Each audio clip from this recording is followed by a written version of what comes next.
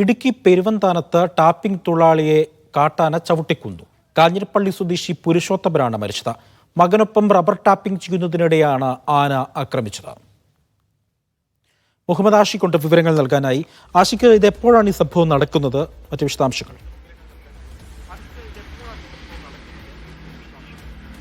ഇന്ന് രാവിലെ ഏതാണ്ട് 10:30 കൂടിയാണ് ഈ സംഭവം നടക്കുന്നത്. കോട്ടയം, ഇടുക്കി ജില്ലകളുടെ അതിർത്തിയായ പെരുവന്താനത്താണ് കാട്ടാനയുടെ ആക്രമണത്തിൽ 64-കാരനായ പുരുഷോത്തമൻ കൊല്ലപ്പെടുന്നത്.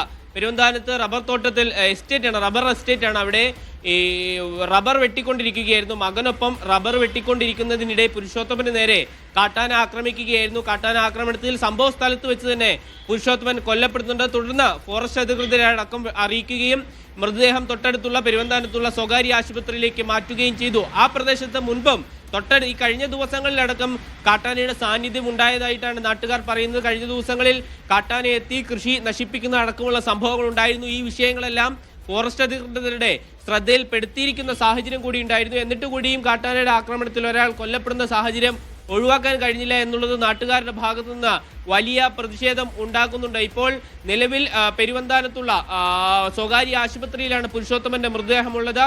ഇൻക്വസ്റ്റ് നടപടികൾ പൂർത്തിയാക്കിയിട്ടുണ്ട്.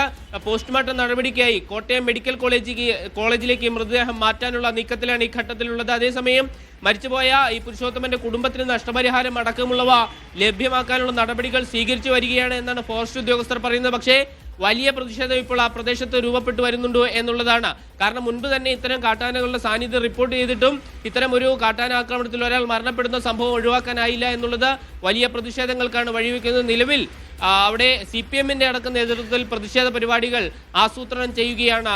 അജി, ശരി. മുഹമ്മദ് ആഷിഖാണ് വിവരങ്ങൾ നൽകിയത്.